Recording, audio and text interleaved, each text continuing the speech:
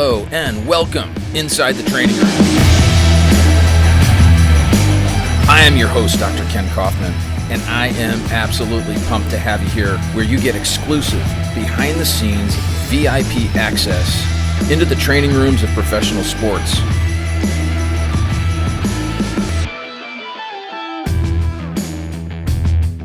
Thanks for tuning in for the final episode of Jim Johnson Inside the Training Room. In this episode, he reveals the surprising details of his high-performance nutrition and his weight gain during a season. He also talks about his life on the road and his life now after the MLB. Tell me about your nutrition and how that during baseball. Yeah. Oh, it's terrible. Really? I mean, what is with you guys and your diet, man? I've seen a few of you guys, and it's like, what? I think here's the thing. It kind of ties into everything that I think you're getting at and or interested in is if you want to keep your players healthy. If I own a team, mm-hmm. if I own a Major League Baseball team, where I'm going to spend as much of my resources as possible, because I already spent a ton of money on my roster building. I have millions and millions of dollars invested in these guys on the mm-hmm. field, and I don't want them to be off the field, especially my big time players. Right. What are the two things that are going to really make a difference in their performance? And it's going to be nutrition mm-hmm. and sleep. Yeah. Those are the two keys. If you could figure out how to get guys a lot more sleep without mm-hmm. all the nonsense travel. Yeah. I mean, everybody has to deal with it. But and the nutrition. The hard part for me was during the season, being that I pitched towards the end of the game. Mm-hmm. So games start at 7:00. Yeah. Okay. So I get there, I do my workout in the morning. I'll have a light breakfast at home, mm-hmm. A bowl of cereal, whatever. And then I get to the field, and they got, now all these teams have chefs and all this stuff, right? And my first year, I remember it was literally the clubhouse manager. Uh-huh. It was his son with a George Foreman grill. that was the chef. And nice. So, things have changed now. Yeah. Now they have literally full kitchens. Oh yeah. Yeah. And it's kind of there, and there's so much downtime, mm-hmm. and it's like, where do you?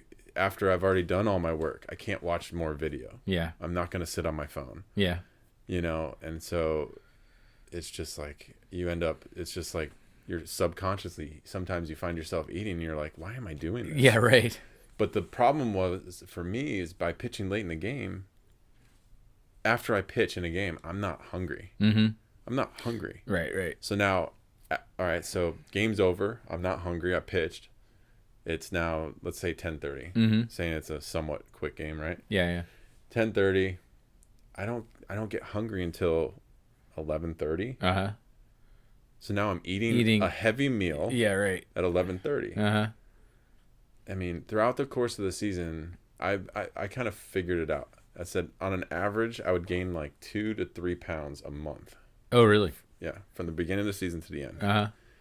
And it wasn't like I would still work out the same, and it was just a combination of the travel, right, and the timing of eating, yeah. And I mean, sure, there's probably stress involved in that too, mm-hmm. but as soon as I'd come home, mm-hmm. I'd lose 10 pounds in a month. Funny. Yeah. Like nothing. Yeah. And like, because you weren't eating those late night meals, almost every night. And so now it's funny is now I hated running. Now I run. Oh, really? Yeah. I mean, I don't know why, but I do. Try not to get. Who are you running away from? Not running away. No. Yeah. But I try to work out, try to keep it in shape. Yeah. Just because I don't, and I feel, I've lost weight. Uh-huh. It's easy to keep weight off. I can lose more weight if I wanted to. Right. But it's a lot easier when I have this kind of schedule where I can dictate. Whereas baseball, it's just, your schedule is all over the place. Yeah. You're changing time zones. I mean, there's times where, if you think about it, I mean, all right, you play an afternoon. Let's say you play a morning game on the East Coast. Mm-hmm. All right, let's say it's Sunday getaway game. Yeah. Now you got to fly to the West Coast. Right. Yeah. So, all right, we're playing in Baltimore. 1:00 Sunday game. We're going to fly to Seattle. You got a Monday night game. Yeah. So what's going to happen? Yeah. You're going to get to the field early because Yeah. it's a day game. You're going to eat breakfast, Uh-huh. right? Game's over. You're going to have something maybe after the game. Now you got a 3.5, 4 hour, however long flight. Yeah, it's 4.5 right? hours, 5 hours maybe. Probably not drinking any alcohol on that flight, right? Yeah, right. Okay. So then you're going to fly across the country. Uh-huh. You're going to probably have something to eat on the plane. Right. And then you're going to land. Right. And now you're landing, but it's still like not late in Seattle. Right. So what are you guys going to do? Yeah. You're going to get together. You're going to go out to dinner with your guys. Yeah, right. I mean, that's so much nonsense to do to Yeah. your body. And then okay, now go play a game tomorrow. That's why young kids play this game. I mean, high metabolism young kids. Yeah. So, yeah, exactly. I mean, it was just, I mean, it was harder for me. I mean, it's just so much, and then being in the bullpen, you get so many, you're infrequent. It's like you might pitch a lot and then not pitch for a series. Yeah. Like I can go to Seattle and basically just eat the whole time I'm there and not do Yeah, anything, right. So Yeah.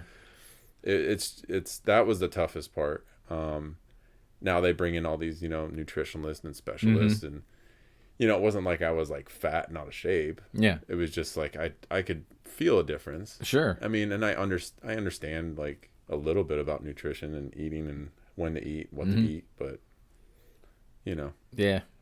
it's harder to put it in practice when you're playing. Well, yeah, when constantly you don't have over. any Yeah. like set schedule where every day you're going to eat this and every time, Yeah, but that type of thing. But the sleep part too, and that plays a huge factor. Sure. I mean, sleeping, and I don't like sleeping in. Mm-hmm. Yeah, right. And so, I always had a habit of trying to get up wherever we were. I always try to have a habit of getting up, getting out of the hotel. Yeah. Walking around wherever we were, go grab breakfast, come back to the hotel. Yeah. Find something to do. Mm-hmm.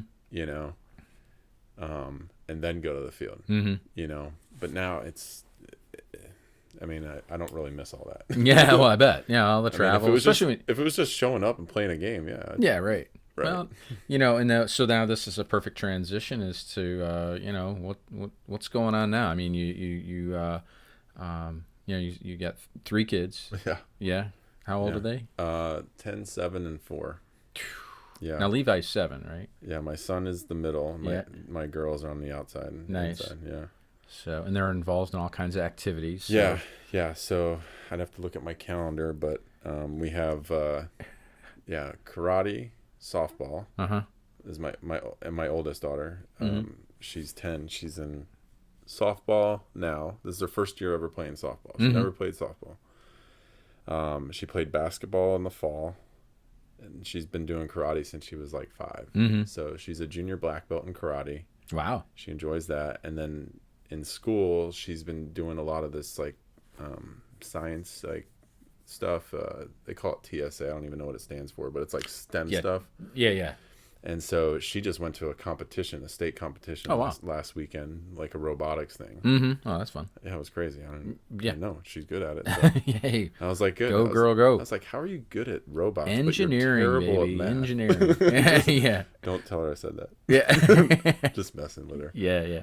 But yeah. So she's got a lot on her, and her she's and that's a good thing. Like we want to expose our kids to a bunch of different things. Absolutely. Let them figure out what they like. Yeah.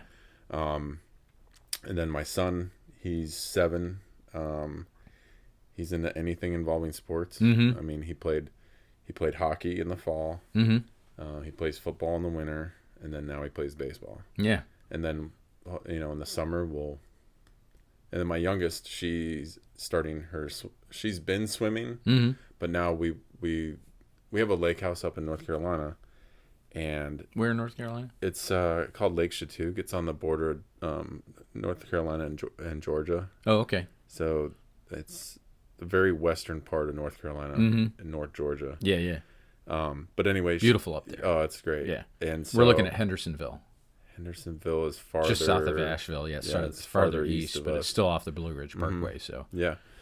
But yeah, so being on the water a lot, we want her to become a better swimmer. So she's got swim lesson tonight, actually. So Yeah, we're busy. Yeah, We're busy. Yeah. Anytime you got well, I have two kids, and so I remember those days. It's just what carting them around and trying to get them to practice and keep them interested. It's good though that I love the fact that you have them doing different sports and different activities and letting them kind of find out what it is that they really like. Yeah, and it's what's also good is that we have like I guess we have like the fun house in the neighborhood because it seems like every day all the kids are there.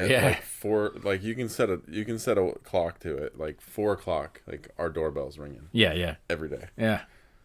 During school. Okay. On the weekend it's earlier. Yeah, obviously. right. And I like that now. Like our neighborhood, we got a lot of kids, different age groups. The majority are between. I think my daughter is the youngest. My youngest daughter is probably the youngest in the group. But I mean, it goes up to like 12, 13 years old. Right. But they all get along. They all play together. They're outside. They bounce great. from one house to the other. But, they're running in and out, and grabbing popsicles, and that's awesome. awesome. The way it should be. And it's funny, yeah. have them outside off a screen. Yeah. I mean, so this last weekend, I don't know where they came up with the idea. I think they were building a fort, and then they decided they were trying to start a lemonade stand because I guess there's a lemon tree. So they put up like a lemonade stand. Okay. They were trying to sell lemonade at the corner of like a couple streets in our neighborhood. And then like the kids are like running up and down houses and they're like grabbing stuff like to sell. And so they like little entrepreneurs. Yeah, so they're out on the corner like selling like lemonade and like little snacks, and like my daughter makes like these like little bracelet things. She's trying to sell those. Oh, awesome. So all the kids are like getting together, like putting out like a flea market or something, you know? And one lady, a neighbor came up. My daughter told me, she said a neighbor came up and she said, I don't want anything, but she just gave him $10.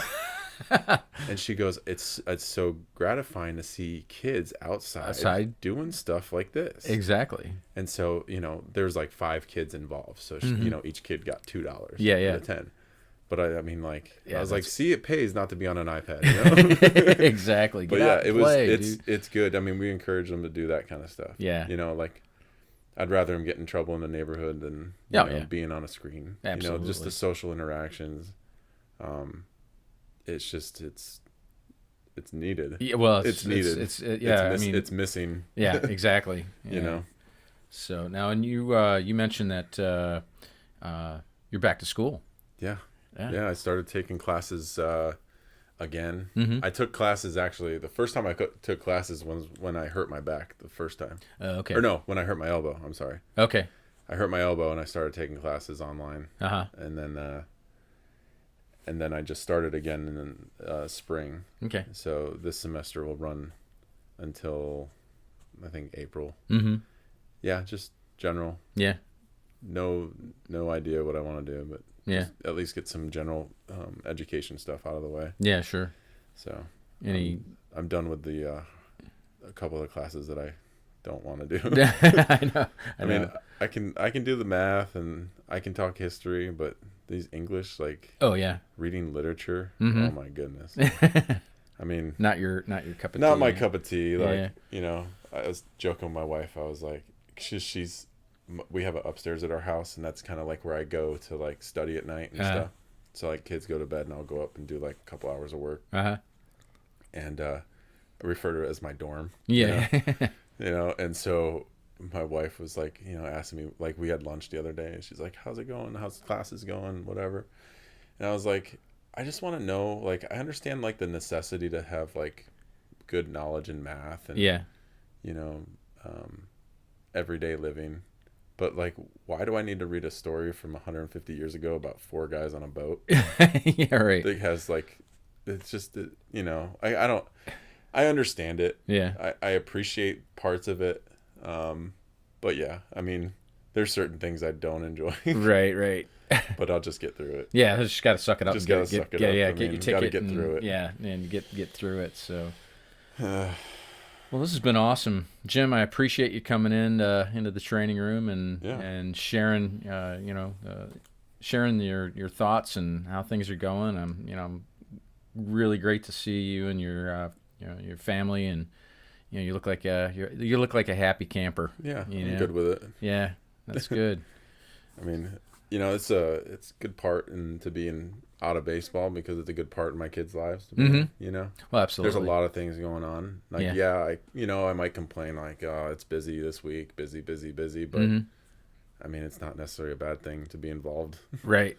There could be a lot worse things to do. Yeah, absolutely. And I kind of, think about the other people that, are working a 9 to 5 and their kids are doing the same thing, but they don't get to be as involved So I am enjoying it. I might wish I had more time to sleep, but yeah, right. I am enjoying it. Yeah, yes. well, that's good. Well, good. Thanks again, Jim, for coming in, and appreciate it. And look forward to seeing you again soon. Sounds good. All Thank right. you. Cool.